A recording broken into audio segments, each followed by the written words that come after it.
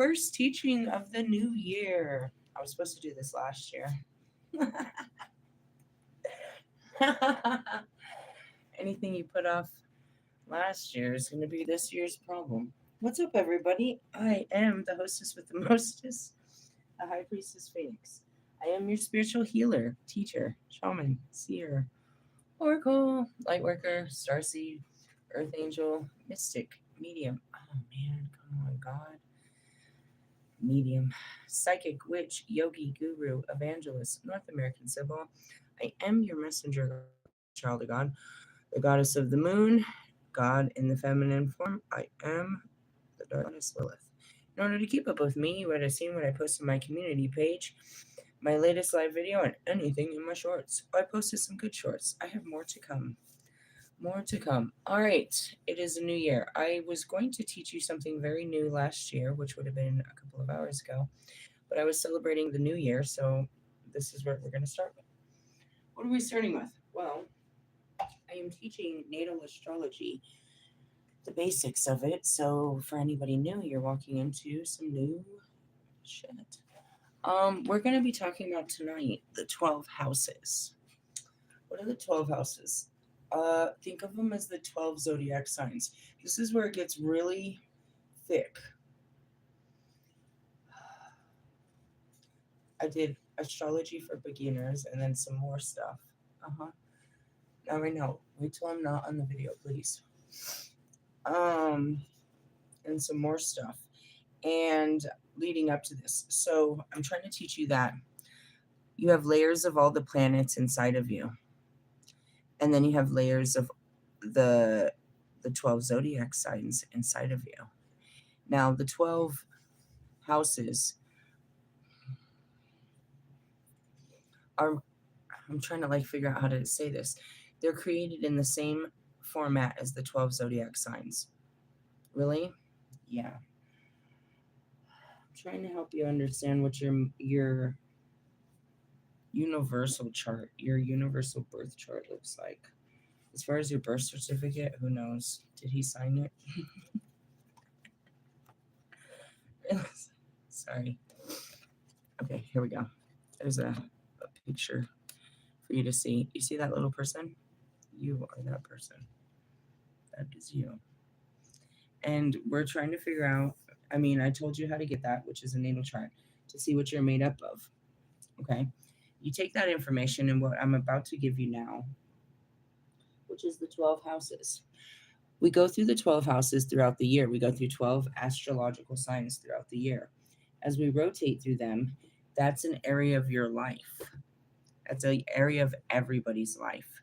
When we go in, right now we're in Capricorn season, which is the last house of the astrological sign because it's the 12th sign, correct? Maybe it's not, depending on how this starts. That's another thing to be said because according to all scriptures, it starts with Aries. Realistically, yes. So in all of those houses, their areas of your life are described by the houses.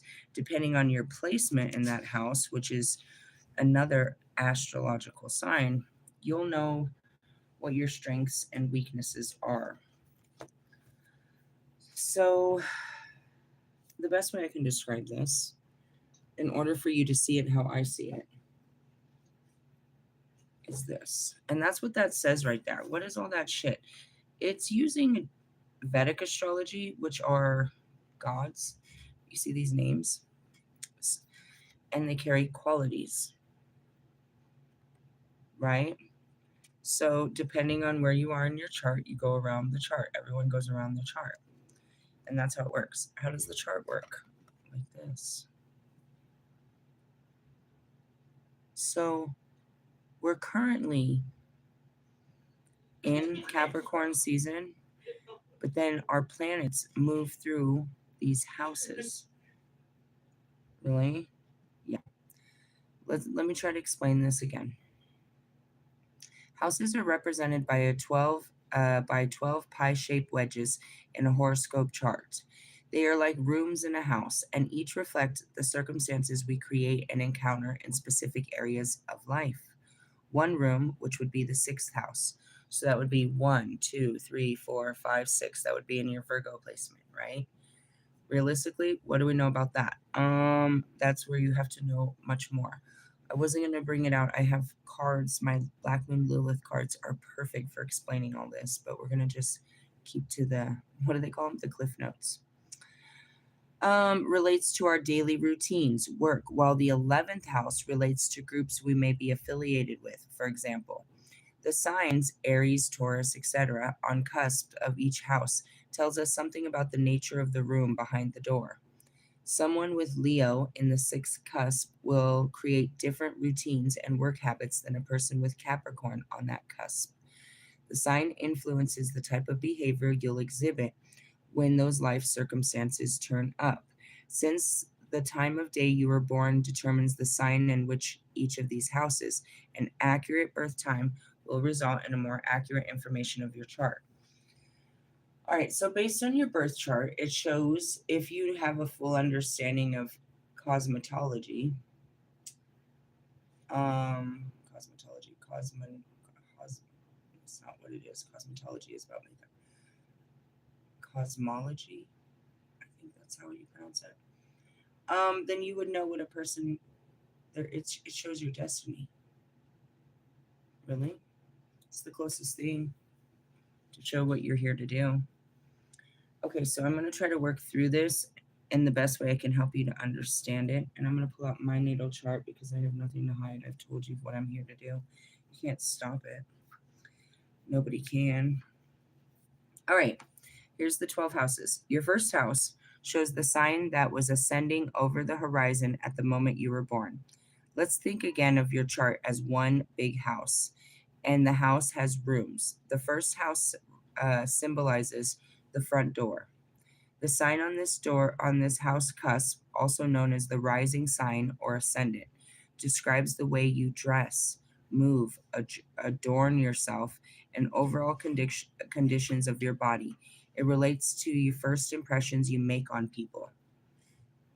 So, in your first house, what do you have? What do you come off as?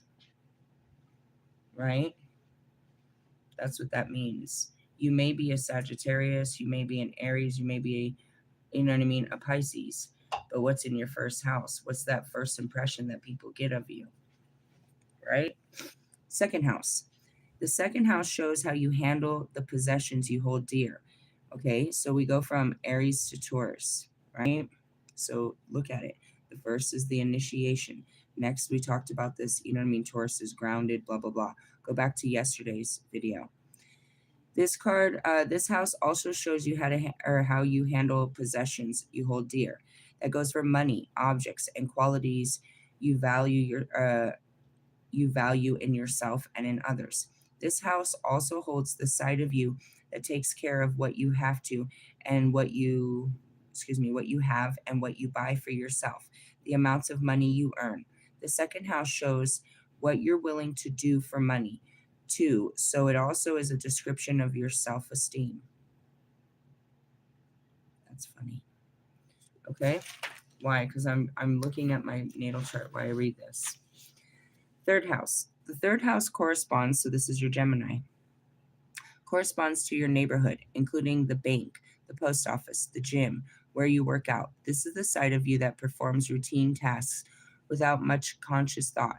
The third house also refers to childhood, grammar school, and it shows your relationship with siblings, your communication style, and your attitude towards short trips. Fourth house.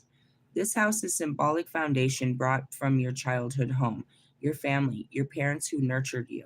Here is where you find the part of you that decorates and maintains your nest.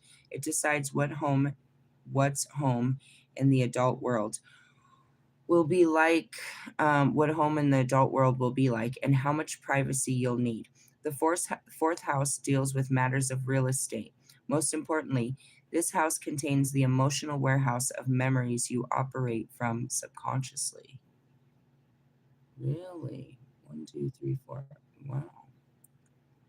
Okay. Fifth house. Here's the side of you that's reversed. What is it? Reserved for play.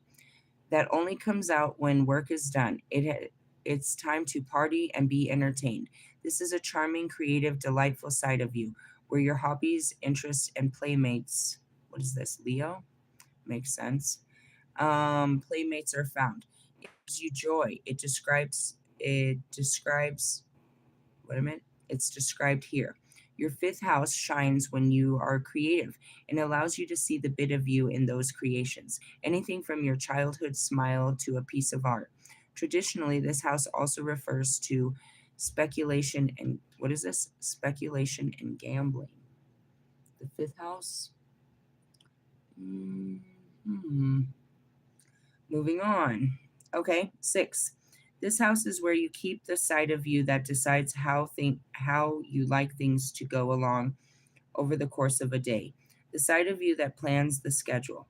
Since it describes the duties you perform on a daily basis, it also refers to the nature of your work environment, and how you take care of your health. It's how you function. Pets are traditionally a sixth house issue, since we tend to them daily and incorporate them into our routine.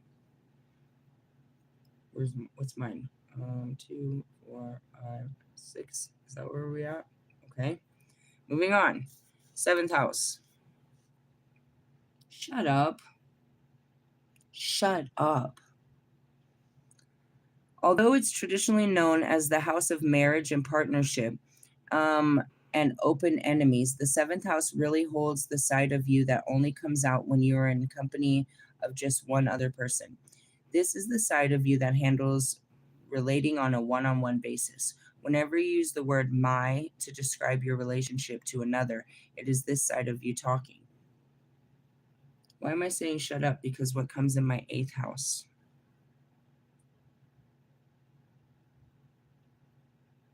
Really? Yeah.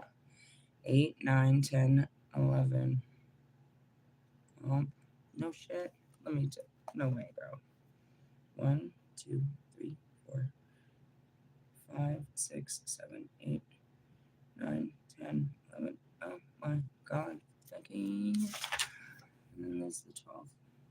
Shut the fuck up. Really? Yeah. Really? Yeah.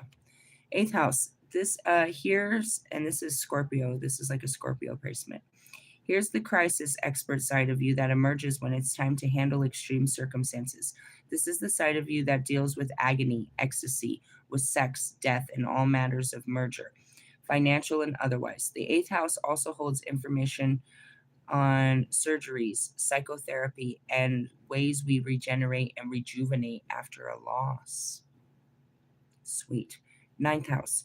The ninth house holds a side of you that handles new experiences, foreign places, long distance travel, legal matters, higher education, publishing, advertising. Former opinions are handled here, as are issues involving the bigger picture, including politics, religion, and philosophy. Your 10th house.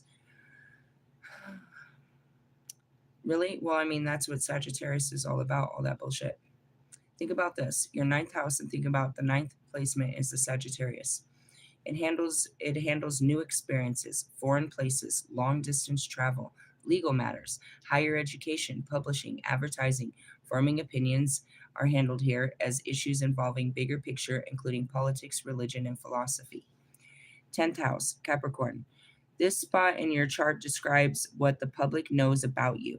Your career, your reputation, your social status are found here. It also is the side of you that takes time to learn and become accomplished. It describes the behavior you'll exhibit when you're in charge. It's also the way you'll act in the presence of an authority figure.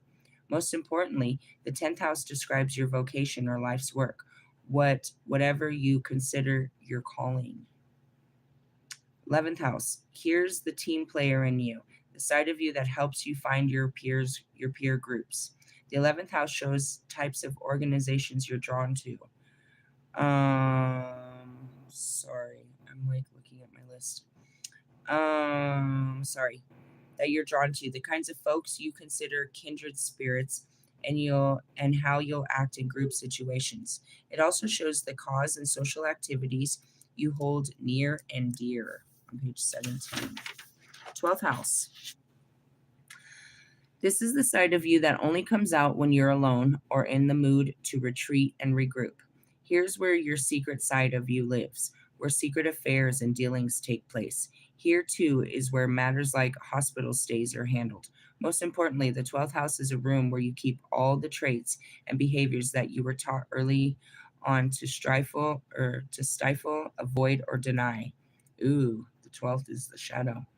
Especially in public. This side of you is very fond of fantasy, illusion, and pretend play. There's 12 rooms to you. There's 12 areas that make you you. Right? So how do you know your placements? Your houses, you can easily remember. That's how I'm teaching you. You can remember them through the signs. But that doesn't mean that's what that sign is. Your placement just refers to, then you go back to, okay, so for example, we'll start with the beginning. When people meet me, their first impression that I give off in my first house is what? Aquarius. What did I tell you as I was reading about Aquarius yesterday? I was like, you're like me. We're like a lot. We're like peas and carrots. Okay. Now, if I was struggling to be Aquarian in my outside persona, then that would be an area of my life. Like the first part of my life is my identity. If I didn't already honor this, and that's what it means, is like by trait you're supposed to be, your sun sign. You're not standing in your sun sign because you're blocked in any of these 12 areas, which is blocking your chakras, if we can start into that. And we are going to start a chakra class, but realistically, yeah, that's what that means. So every time we move into a new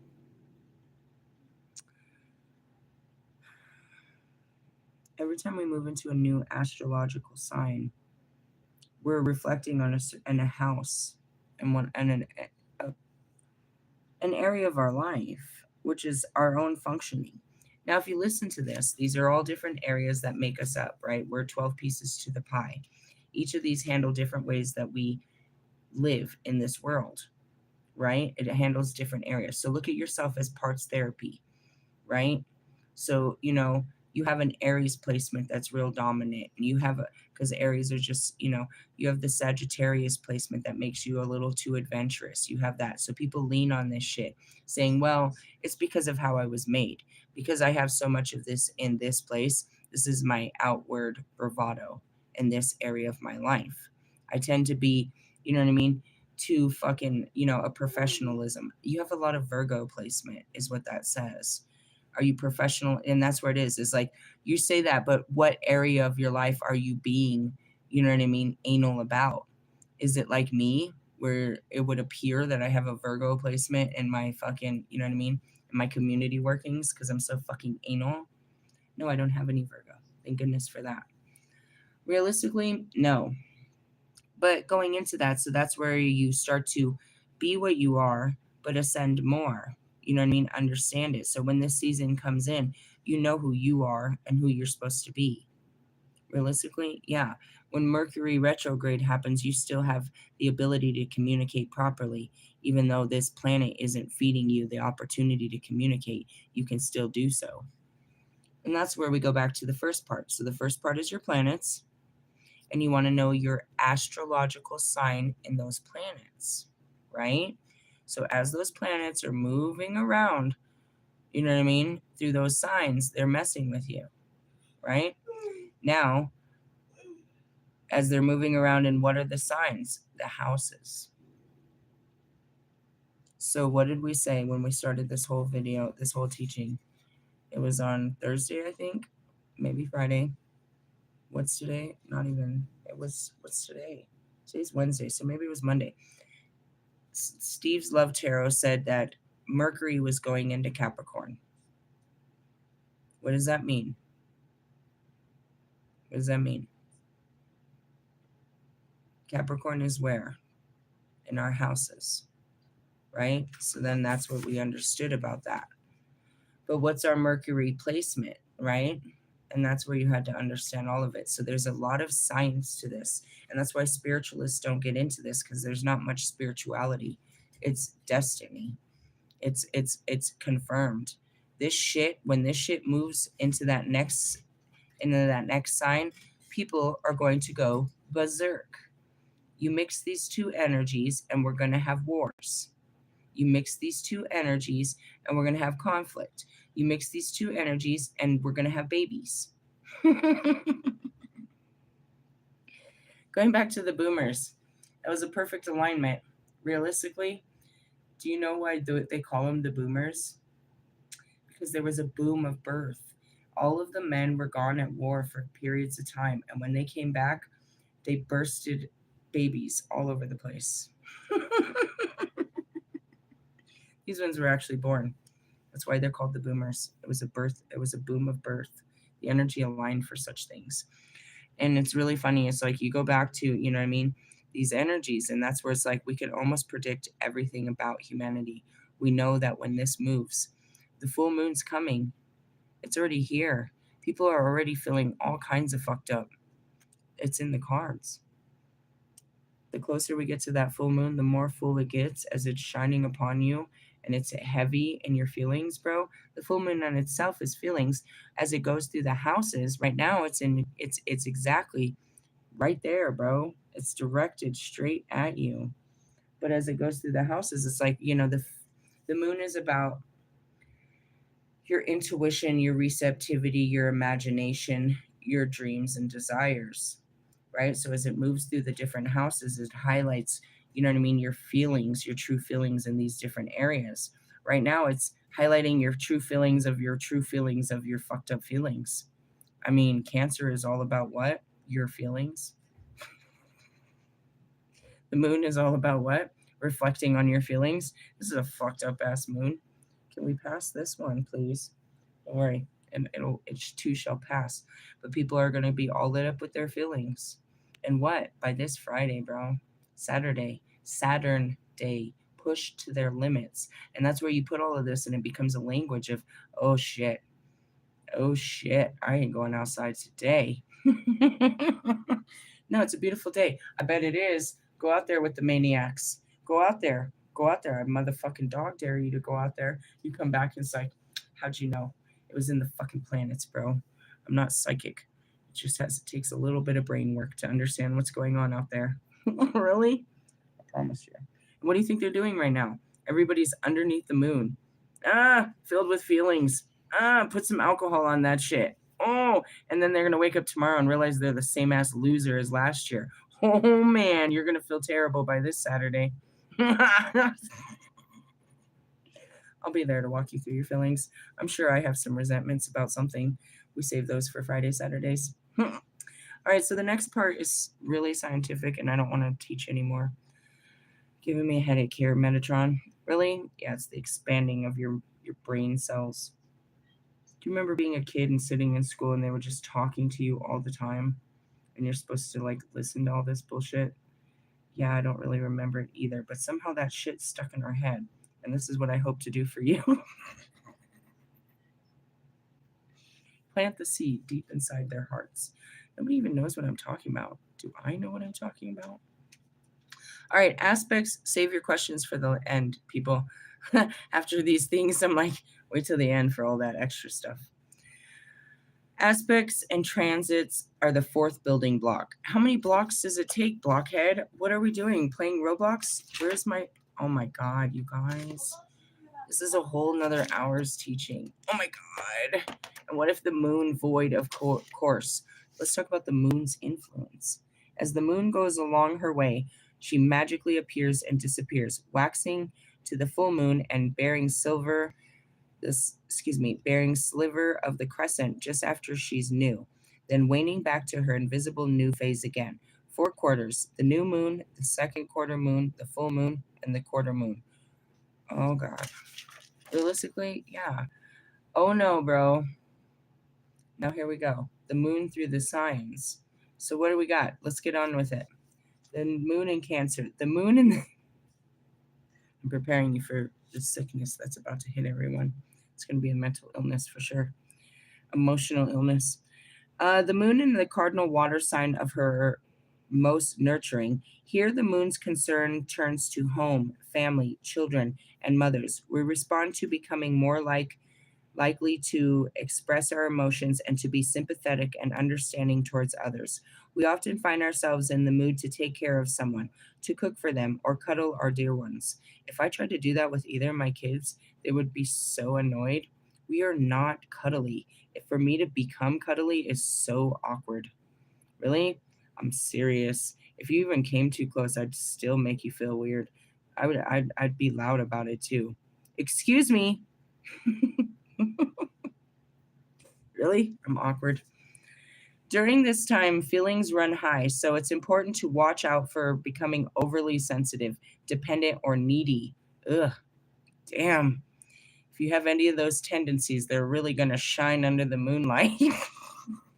Hold me, hold me, never let me go. Sorry, that's what I heard. Do you? Yeah, it all goes black, and I tend to put my whole back into it. All right. Anyways, during this time, feelings run high. It's important to watch out for becoming overly sensitive, dependent, or needy. Now is a great time to putter around the house, have family over, or tend to domestic concerns. Sounds like we're chilling for the weekend. And that's all it says. Really? No, I have more books. We usually do a full moon teaching like every full moon, but last full moon I was like full of it. Really? I mean, I do them every fucking full moon. I've got one for every month, and I've been doing this for like years, and we'll do it every year. Why? Because I want you to understand what it's bringing and be open to receiving it. That's all I'm doing out there. I mean, yeah, I add the magical herbs and I sit there in trance and I really, you know what I mean, connect with it. But you don't have to connect fully. You just have to have an understanding of when this is acting around you and acting in you. It gives you a sense of the higher knowing and the mind-blowing confirmations that come. They're good to the mind. You need that. The mind needs to see this play out. It needs to understand it. Ultimately, if you look at what I did is I went through every bit of my being. I took off my 12 layers. I worked through my houses. I worked through my conscious. I had to completely take off every thought that I've ever had and replace it with spiritual thoughts. I took out the information that was put in there and I replaced it with spiritual information. And now I live off of spiritual fucking information to where I've created my own reality and I show you that it's a magical reality that really works. There are others that do so. You know, they create these realities based on, you know, drawing powers from darkness and all of this shit. They create their own reality and they see synchronicities and they believe they're all powerful and their beliefs are working. Anyone that prays to God believes God answers them and provides for them. I do a documentation here to show you how fucking literal that can be as what we call a master manifester. I think it into being. But what I point out all the time is they're not my thoughts. They're divine inspiration given to me that I work towards to make into being. And I teach you what stands in these abilities to be an inventor or creator is your own self-defeating thought process, saying you don't have the capabilities, you don't have the raw resources, nobody will listen, and you're not powerful enough to do such things. Those are the basic startup of fuck up. As soon as God gives you this inspiration to do something magnificent, those are the self defeating thoughts that come in from time to time. And if you were to dare share this thought with someone else, that's exactly their defeating thoughts. Nah, you could never do that. And what about this? And you don't have this. And nobody's going to, nah, bro, I think you should just get a job. Well, that's why everybody else has a 9 to 5 and I work, 24/7 for God. People want this ability, but they don't understand that it comes with limitations. It's given to you by God, and you can only create by the power of God for what God wants in your life. Otherwise, you're just creating roadblocks and madness. Really? I'm seeing a toddler go in the kitchen. They're hungry. And if you don't guide them into what they can eat, They're going to pull out everything out of the refrigerator and everything and just make a mess. They don't know how to make their meal. They don't know what they want. You have to give them options and kind of suggestively guide them to what you think they're going to like best and what's best for them. You can't just send your toddler and say, go feed yourself. Fucking 4-year-old. Just let them in the fucking kitchen, bro. Let them in and come in there. And what did they stuck their finger in everything. There's a huge mess. They didn't make a meal. They're still hungry. That's us.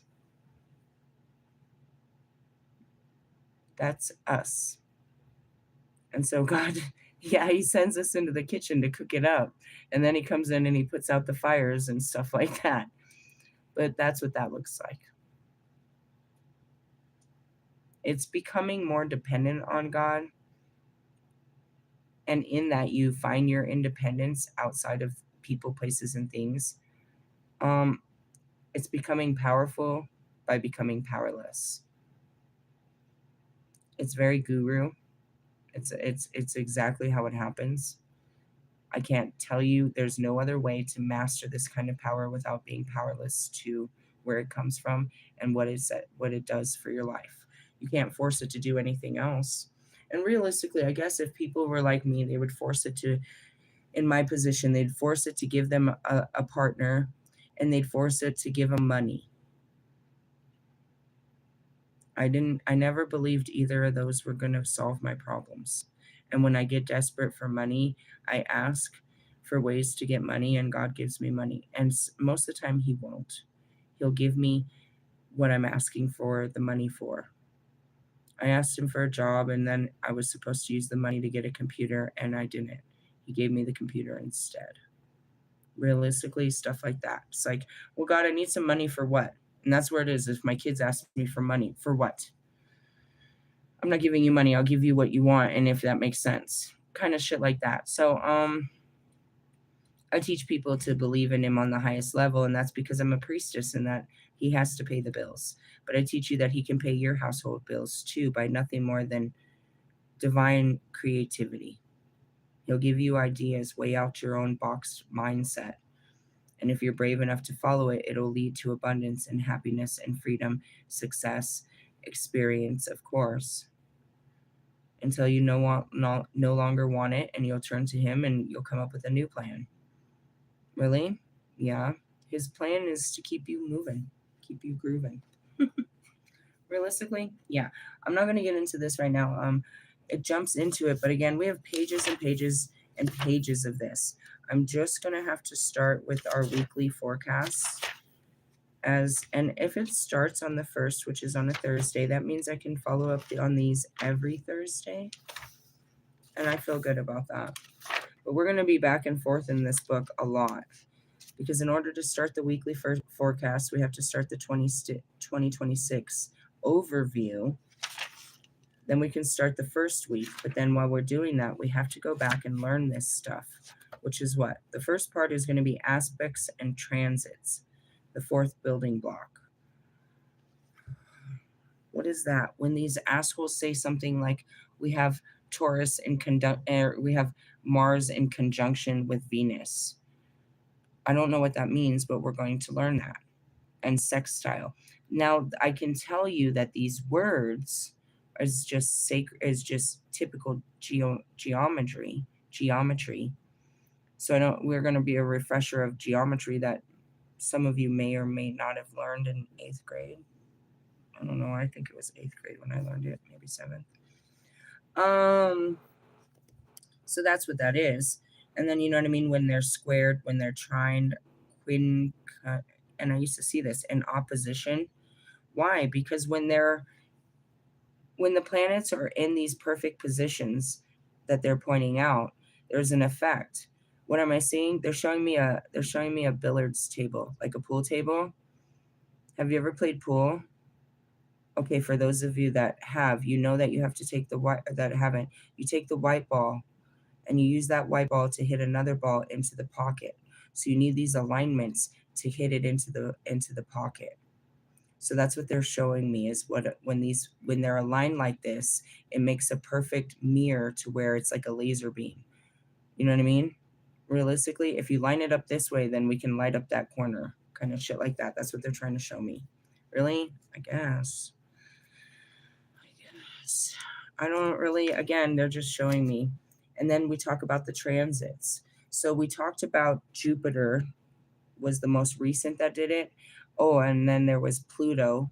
Pluto went direct, right? And what does that mean? So they make a transit across the sky, and some of them, they just turn back around.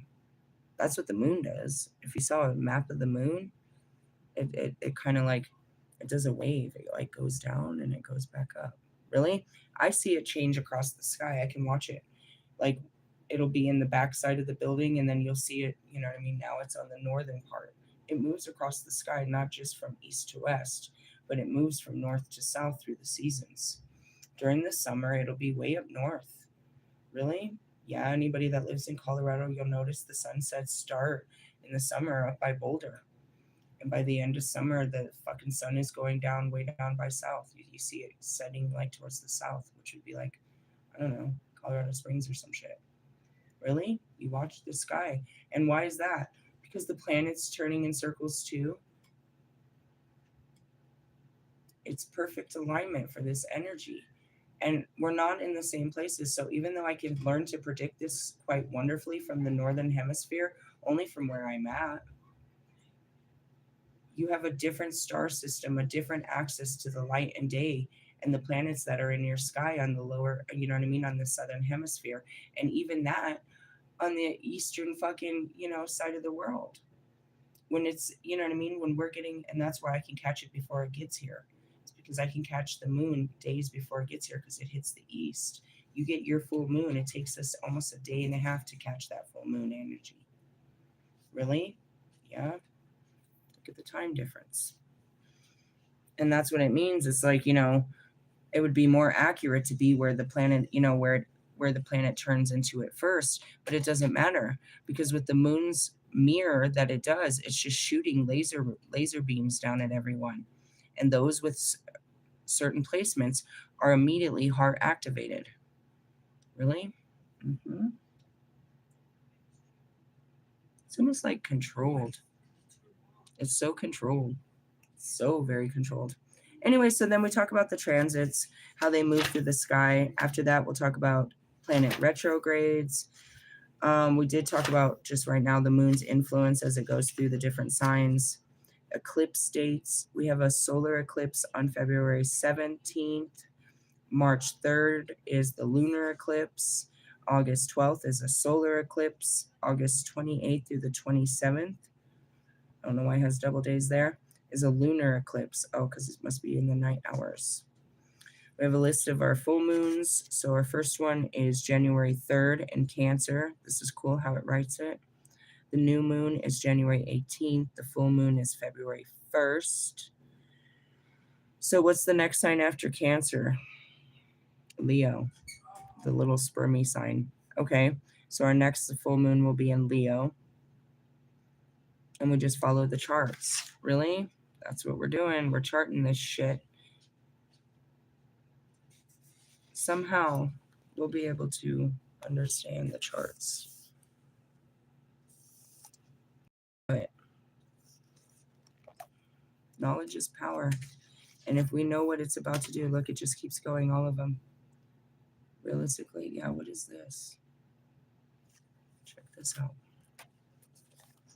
Again, you have to know the signs of the planets, which I've been teaching you from where? The Tree of Life. To know where they highlight. To know what months they're going to be highlighting. Pretty cool, huh? Or maybe that's retrograding. What's it say? Daylight savings time for March. No, that's not helpful. Realistically, yeah, that's the retrogrades. So we can plan for this shit. Really? If you understood how much it rules over you, you'll understand what we're trying to accomplish through all this. We got a lot. You see all those pages? How are we going to get from out there? A lot of classes this week, I suppose. I don't know. We can't keep going. We can't just stay in one subject. We got shadow work. We got shadow work on fucking Friday. We'll be right back in the dark. Enjoy the light while it's pretty. Enjoy the stars and the moons, but we're going into the dark night of the soul come this weekend. We do that. Every fucking weekend, we go into the pits of our hearts, push our limitations, sever ties with the old version of something that we're asked to let go of, go through the fucking death, transformation, and rebirth, and start a new week, and then we can pick this shit back up.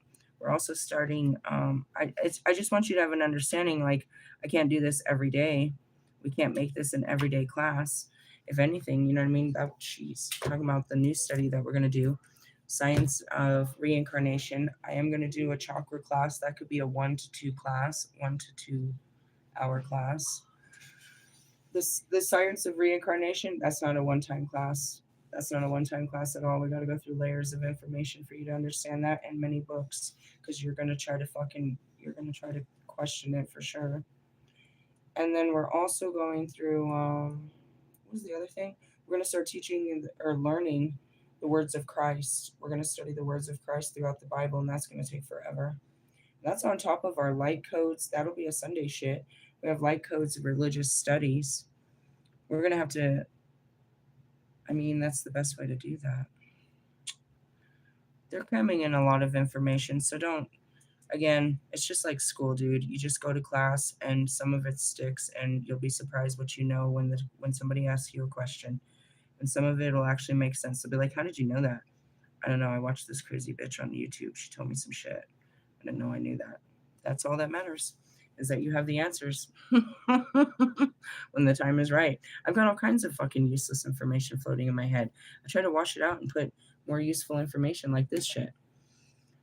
I just want to go on the record, and I'm sure I did at the beginning of summer, saying I never wanted to go into this field of study. It was extremely intense, and once I got in it, I couldn't consciously get out of it. Really? You can always tell when I'm in the highest level because I start sharing classical music. I can't take the high frequencies because there's too much going on in the energy. I have to slow down the music to process all of these images. What was it? I watched this goofy video. I knew I should have shared it. It's in my history, in my YouTube history. What was it? It was these 3 grandmas that went to go have a psilocybin trip. They wanted to check it out. They had their reasons for each of them wanting to do it. So they went to a psilocybin clinic, which is what? A magic mushroom clinic in Oregon. They went into a place to legally get dosed and be monitored. A bunch of old ladies. How many? 3 of them. I'll share the video in a little bit.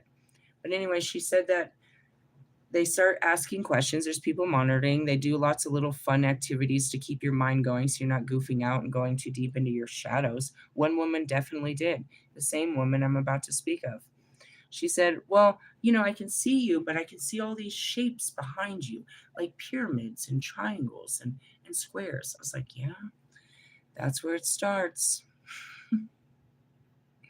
They're conscious levels. People have to do mind-altering substances to access the places that I literally sit in with just a cigarette and a candle, an incense. I feel like if there was the truth, I feel like I get higher off a sage than any other substance around me. When I light sage, dude, the smell of it, when it activates, when I smell it, and the smoke and everything, it something happens, bro. Really? Realistically. And that's where I teach you how to use the magical herbs. But anyway, she was talking about that in her experience. And then they were like halfway through the experience, after like 2 hours, they're documenting the whole thing. They're like, this is where we give them an opportunity to, what did she call it? I don't know. It was like a second dose. They get to make a choice if they feel good or they want to go deeper. And then these women are like, we're going all in. So then they record them for the next couple of hours, and then I stopped watching the video. I didn't know how it ended. But it was just a trip through their mind and through their emotions in a controlled atmosphere. Realistically, yeah, they were doing it just to experience it. She's like, well, I feel at my age, what's the harm that can be done? And the other one was like, I want to see what there is to experience. And then there was just all this other stuff. It was really funny. Really? Yeah.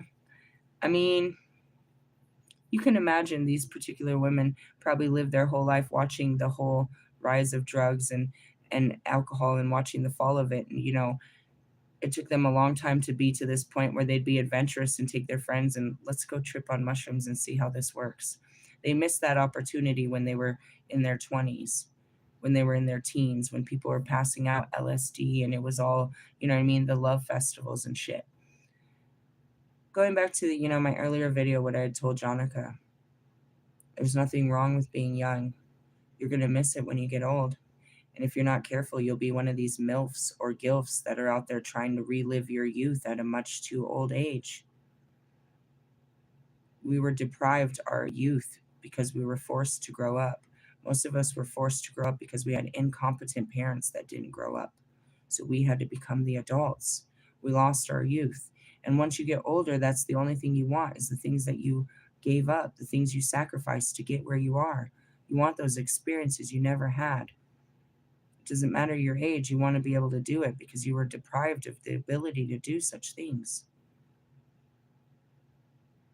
They call it midlife crisis or just absolute fucking immaturity to see a grown person at my age or, older living out their fucking childhood out here trying to be in their 20s and shit. But that's where it comes from. And that's what I meant. I meant it from the heart. It's like, I mean, of course, sound a little deviant and took it a little dark, but don't try to be grown too fast. They told us that, and they told us that, and they told us that. I was married with 2 kids by the time I was 18. It was way too fast. I failed at that mission completely. I didn't have the building blocks. I knew basic things. I knew how to make money, how to be presentable, how to learn things, how to, work the material world, but not the internal world. And that's what fucks me up with, interpersonal relationships and conflict resolution. You know what I mean? Or just any of that, just in a triggered moment. You know what I mean? I didn't learn how to handle all of that throughout my youth. I have to keep experiencing stupid experiences that I never learned how to deal with emotionally, mentally, or just absolutely physically. I've never had this happen to me. A good example is my car, bro. I never was in a position like that where I had to make that kind of adult decision. And it was too difficult for me to make. And when I made it, I had a fucking complete meltdown. And I had to keep, my heart had to keep reassuring my very weak mind that I did the right thing and everything will be okay. And that I had to make a decision and everything will, why? Where does that come from? That comes from not nurturing, bro. That comes from allowing everybody else to make your decisions. Shit like that. It's like we grew up on the outside, but not on the inside. And you can see it reflect as we get older, how immature we truly are in our old age. We just look like we got our shit together. We have looked like we had our shit together since we were teenagers. We have put on this adult look since we were teenagers. We are great at looking like we got our shit together. That's the only thing we're good at, is pretending like everything is cool. Can everybody say that? Truly. So, on the weekends when that heart starts pumping and it starts going, we got to bring that shit out and we got to reprogram it and we got to face it and shit like that. Or I do. Who's with me? Who's coming with me? Realistically, and that's where the growth comes. The growth comes by the release of what you are and nurturing it into not what you want it to be, but what you're truly meant to be, with just a little bit of nurturing. You're not going to change that inner child of you. You're going to accept it when nobody else did, so it doesn't have to, act like that. And you're going to understand why it acts like that and teach it different ways to act. And it only takes a couple of times. Realistically, some of them, until you don't know why it's acting like that. That could take you longer. It could take you a lot longer to do some of your healing when you don't understand why you're acting like this. That's what we're trying to do. Not persecute ourselves for our actions when we act a fool, but understanding why we're being foolish. Where does this act come from? And how many times do we act like this, which is the pattern itself? If you choose not to see it and you keep pretending, you downplay it and you're going to act like that didn't happen, it's going to come out more frequently. you're going to be faced with this part of you. The shadow is going to act a fool more often because you're denying it attention. So it starts to cause a call for attention from outside of you until somebody else is like, do you see how you're acting? And then you'll have to sit there and really sit with it and understand why you're acting. So that can be a delayed process if you're avoiding why you're even acting like this. And that goes back to Russ. Like, Russ did not want to see it. He didn't want to see it. I could sit there. It's almost like I'm holding their head looking at it. That's like Lewis. Lewis, do you not see the problem in your life? Lewis, look at the problem in your life, Lewis. Lewis, look at the problem. That's what I mean. It's like I can't make you look at this long enough for it to make sense. It only makes sense when it makes sense. It's like, oh, okay. I get why I do this. Okay, now the next part is, you know what I mean? That doesn't mean it stops right then. It's you catching when you're about to do it. Or you know what I mean? Afterwards. It's a lot of redirect. When this happens, I typically do this. Okay, I'm going to do something different. I'm not going to do what everybody thinks I'm going to do and freak out. So you'll get that part of your life in area, right? So maybe you have this thing like, I don't know, a frustration with parking lots and shit. And every time you get in a parking lot, you get real fucking frustrated and you act all fucking foolish, right? You start cursing people out or just whatever. You get all flustered before you go in the store. You know this happens, so you prepare yourself. Oh my God, I remember this funny thing that happened to me. What? It was still when I was fighting the personalities. Somebody's blocking my parking spot. And I know I go crazy about this. And I'm like, don't say anything, bro. Just don't say anything. You'll be okay. Don't say anything. Just don't say anything. I'm telling myself that as I'm pulling in, I'm parking my car. Don't say anything. Don't say anything. Don't say anything. Don't say anything. I open my door. What the fuck is your fucking problem, bro? It just came out. I tried so hard not to do what I always do and just attack you for being in my spot. It's not you, it's everyone. Whenever anyone does this, I feel trapped. And now you're there and I'm going to attack you like every other person and you never even met me before in your fucking life. I'm fully aware I'm going to do it and I try to stop it, but as soon as I get out, I go off. It's hard to stop these patterns. Simple things like I can see myself yelling at my kids. Every fucking time you guys do this shit. It's like I'm just trying to stay calm, you know what I mean? Not have that as my response. Not have that as my response. Find another way to respond to this. So then you'll get it down packed and you'll be like, cool. And then it stops happening all of a sudden and you feel like you healed the problem, right? And then like all of a sudden it happens again and you do it again just out of fucking reflex. Like, fuck. I did it again. I thought it was, fuck. Imagine 12 areas of your life that you're constantly being faced with, that you're trying to make yourself be better.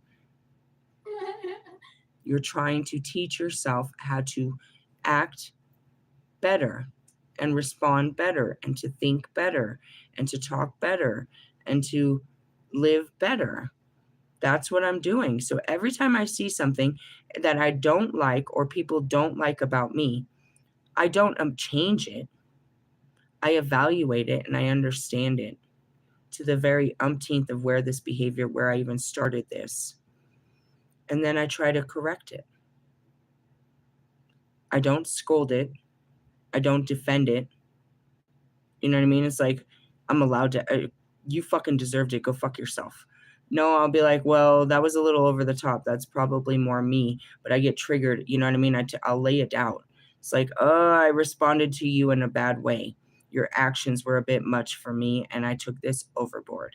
Meaning you have something to play in this. What you said or did had a response to me, and my unhealthy patterns came out, and I may have gone a little too far. I'm currently working on that. Please forgive me. That's all I can say because it's the very absolute truth. I can take acknowledgement to, hey, I just blurted out. I just acted very unhealthy. I can tell you that, I don't just be out here unhealthy. Something you said or did hit a nerve. I apologize. It's not you. It's me. And I'll work on that. Bear with me.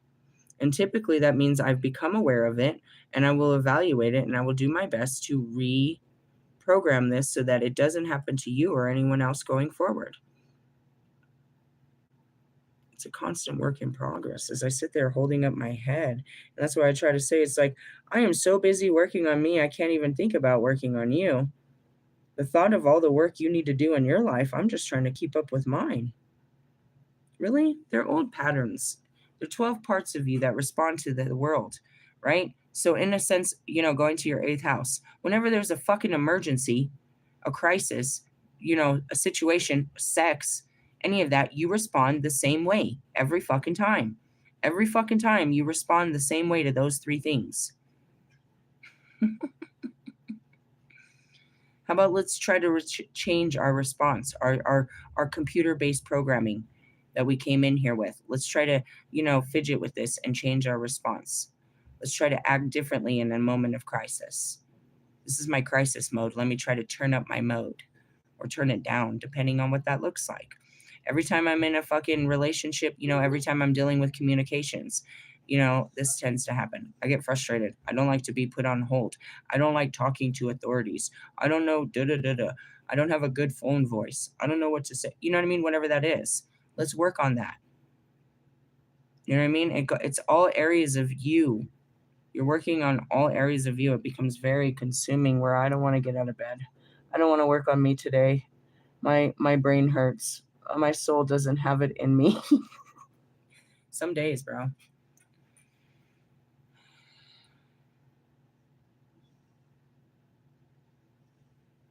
Imagine I'm constantly using that processing and reprogramming within my life. So I do that outside of my life. I'm processing and programming, reprogramming, processing what I see and reprogramming myself to see it differently. I too have very negative thoughts, pessimistic. This doesn't look possible. I don't believe in such things. You're a fucking asshole. You'll never be a better person. Fucking, all of that shit. I have all of that basic programming inside of me. Even more because I had a lot of stored up anger. So it was really dark and negative. How I really felt was very hateful towards people. I fucking hate you, motherfuckers. That's not really my true feeling. Those are just thoughts based on bad experiences. I don't really hate anybody. Really? Nah, I really don't. That's not even a true word. It's just a word we use to express a feeling. And that feeling's pretty loaded. But realistically, it's just negative. I have all of that in me. I stop it when I start thinking terrible thoughts. If for one reason I stop, I spend a long time, but if I got insecurity about my body, oh, I'm getting fat. No, I'm not. I'm not going to think that way about my body. Let someone else call me fat. I'm not fat. I'm voluptuous. I'm beautiful. And that's where it is I change it. I change the dark thought that's going to make me hate myself or not like myself or not like someone else. It's not that I don't get them. I change them. I change my mind and I change it again and I change it again. It's like that thought, I made myself think this to get me this far, but now I can't think that way anymore. I gotta change this thought. And that's where you're in control. But it takes a lot of control. A lot of control. I'm supposed to tell you what happened earlier. I was sitting outside before midnight. I don't know, I was watching a movie. It was a really good movie. Chicago 7. It was a really good movie. Anyways, I was sitting out there under the candlelight with my fucking, with my incense. And one of the newer employees came up, is like, "Is that an open flame?" I said, "What?" They're like, "Do you have an open flame? Are you allowed to do that?" I said, "It's a candle. I'm a witch and I do this for religious purposes. I'm not allowed to do this inside of the building. Nobody's ever told me differently." I said, "Oh, I'm not sure." I was like, "Well, neither am I. Bayard hasn't told me anything." She's like, "I'm with Bayard." I was like, "Well, is this wrong?" Now, my natural instinct right there is to fight real hard. Don't tell me what I can't do. Don't tell me what I can't do. Who told you that I can't do this? It's your first day on work and you're going to come over and talk shit to the witch and tell me I can't do this? Now, They can't deny me my religious practices, but as far as the open flame so close to the building, they could segregate me from my religious practices into another part of another location. But that too would be a very thin line of discrimination. So she was very close to what she was doing there. But in that sense, do you see anybody else out here with candles and incense? It's not an open flame. Pay attention before you start accusing. I'm not just out here starting barbecues, but I did that last full moon where I literally had a fucking pit out here and was burning wood. Now, if you tell me not to do that, I can understand that. But what about the candles? This is a religious practice. Really? I mean, we could go to, we could go to court on this one, but that was my first thing. It's like my first instinct is to fight for your right to do this. You have the right to fucking religion. You are doing a religious act and they are denying you your ability. And that's realistically, I'm not just I'm not just some pretty girl that carries candles around. I do it for religious acts and that's exactly what I'm doing. I'm lighting a white candle for fucking purification under this moon as I'm waiting for the new energy. I'm literally sitting there running water over it so we don't get no dirty shit. And burning patchouli is something I can't even stand in all my life. So that's a super cleanse. But realistically, here comes this woman. And that's it. How do you respond to people like that? What's your response to people telling you what to do? You have the same response.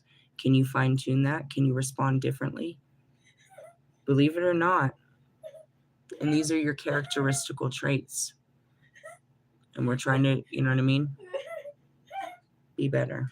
So that's what I teach you. And that's how I'm able to teach you what area of our life we're being focused on.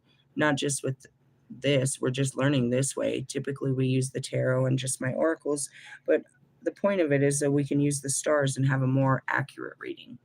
Really? Yeah. With that being said, I wish you guys a wonderful new year. This will be your first reading. I will try to find that video of those 3 older women if I can remember. Melia, remind me. Huh? Remind me to share the video of the women on mushrooms. Okay. That's all I can do. If she doesn't remind me, I won't remember until like probably tomorrow or some shit. With that being said, I'm going to call it a night, and I will see you guys for Thirsty Thursday, Jupiter Day expansion. We'll check the the radar. We'll send out the sonars and see what we get back. Yeah. Later, haters.